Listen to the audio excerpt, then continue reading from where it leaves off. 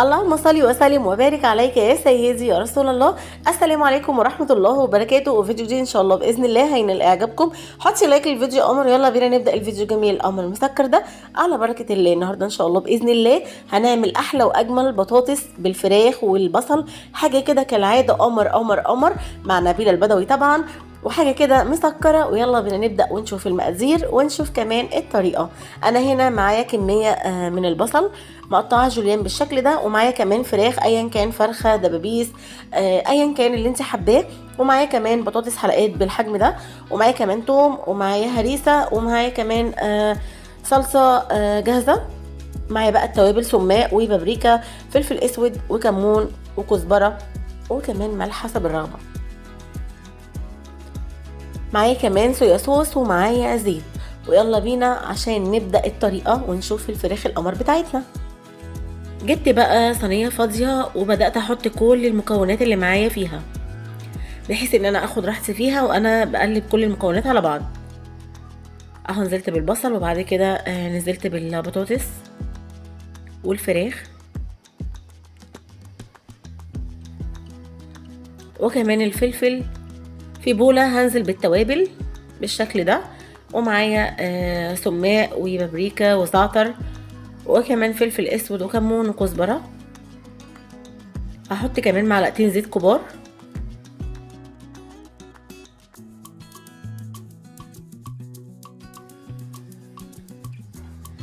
وكمان الصلصه المعلبه معايا دي صلصه جاهزه، وكمان معايا توم هنزل بمعلقه من التوم، والهريسه بتاعتي الجميله اللي مقدرش استغنى عنها ابدا. وببدا اقلب كله في بعضه كده بالشكل ده،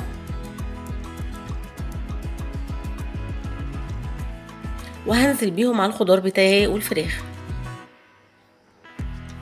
وهبدا بقى ادعك الفراخ مع الخضار مع الخلطه كله كده مع بعضه، خلي كله كده يشرب من بعضه. والله والله بتبقى حاجه كده تبارك الله، طعمها زي السكر.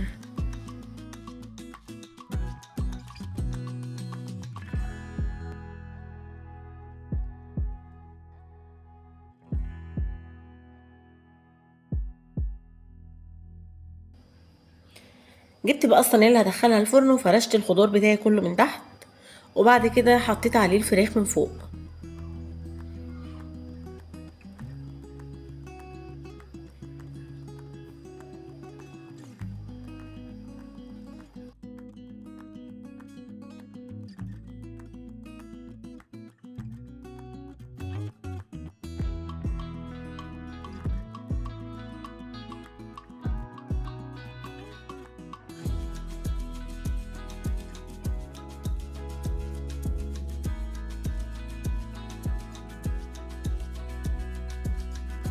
سهله وبسيطه ولكن طعمها تحفه.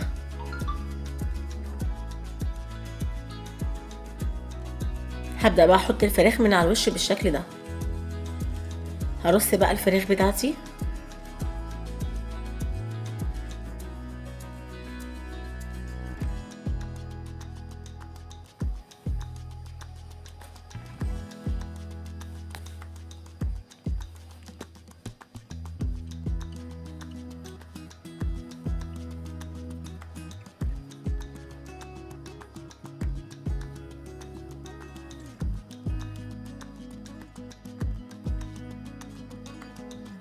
وكمان هديها رشة سماق بسيط كده من على الوش، وكمان هحط من على الوش سمنة،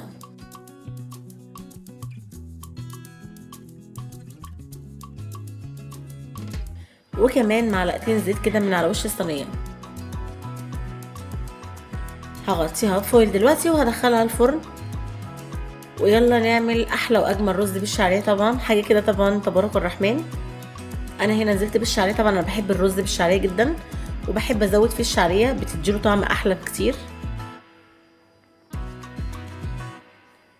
شوحت الشعريه بتاعتي كويس جدا في زيت وسمنه، وبعد كده نزلت عليها بالرز بتاعي، وبدات ان انا اشوح كويس جدا جدا. غلفت الرز بالسمنه والزيت.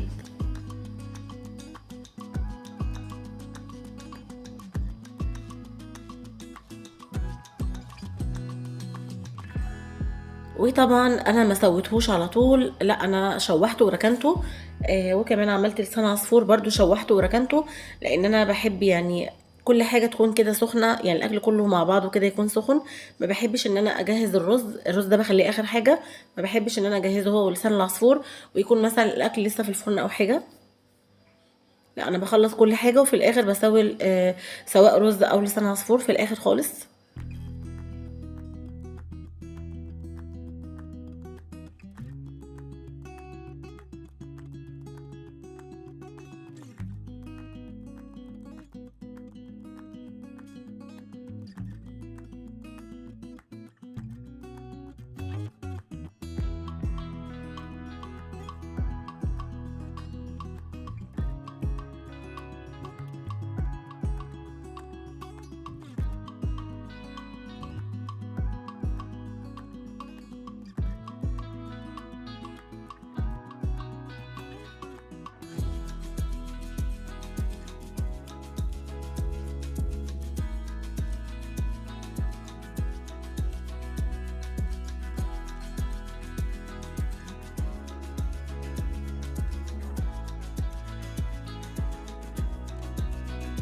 بس كده الوصفه خلصت معاكم، وتبارك الرحمن احلى واجمل صينيه فراخ بالبطاطس.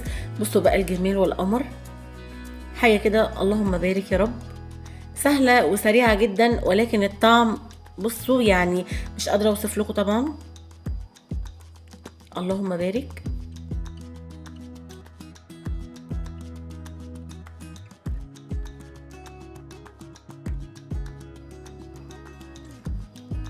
استودعكم الله الذي لا تضيع ودائعه.